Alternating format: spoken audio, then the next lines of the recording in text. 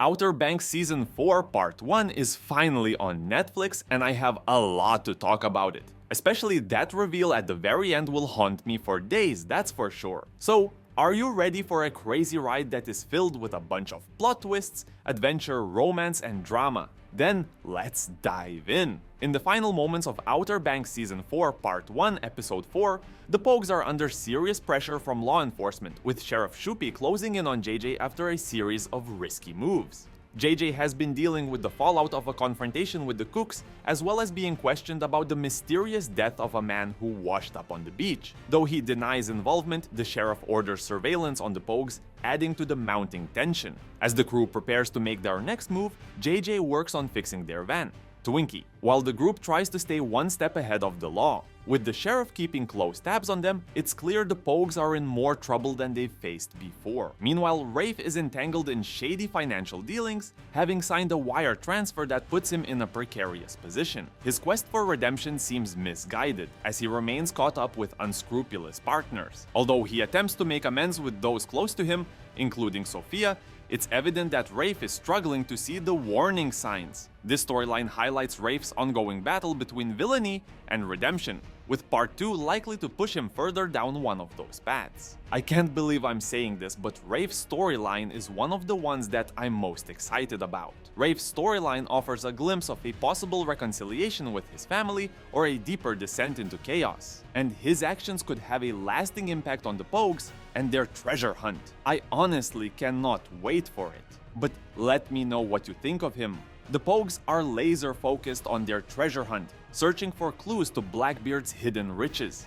Their journey takes them to Charleston, where they uncover a crypt linked to the legendary pirate. In one of the tensest sequences of Part 1, Pope and Sarah are trapped in a tomb after a deadly confrontation with a rival group of treasure hunters. As water begins to fill the crypt, their survival is left in question as the first half of the season ends. This treasure hunt is now more dangerous than ever, with multiple parties competing for the Blue Crown and other valuable artifacts. Leitner and his captain, who is working for a mysterious benefactor, add another layer of danger, and it's clear that the treasure hunt isn't just a race against time, it's a life and death game for everyone involved. One of the most significant revelations in Part 1, however, centers around JJ's family. After receiving a letter addressed to him, JJ confronts his estranged father, learning that he's not his biological parent. Instead, JJ discovers that his real mother is Larissa Jenrette, connecting him to the season's central mystery.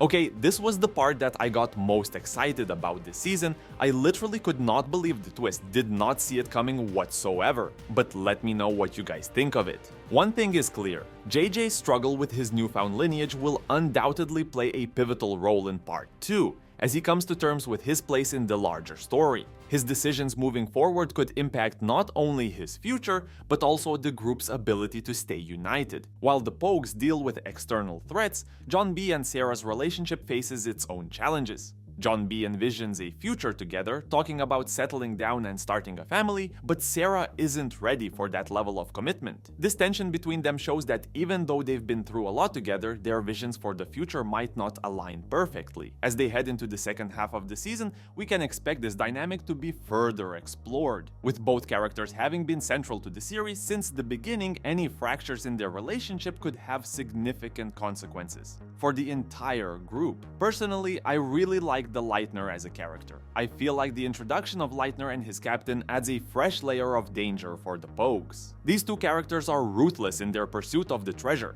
and it's implied that they're working for someone even more dangerous. As they hunt for the Blue Crown, their presence raises the stakes for the Pogues, who are constantly being pursued by both law enforcement and these new enemies. The scroll found by Leitner and the captain is likely a major key to unlocking the next phase of the treasure hunt. While the contents of the scroll remain a mystery, it's clear that it holds valuable information that the Pogues will need to decipher in Part 2. The cliffhangers at the end of Part 1 have set up several high-stakes storylines for Part 2, which is set to release on November 7th, 2024. Are you guys excited for Outer Banks Season 4 Part 2? Let me know what you think in the comments below. For more content on Outer Banks, stay tuned. Click on the video on the screen to see what will happen in Maxton Hall Season 2, which is another fun youthful series.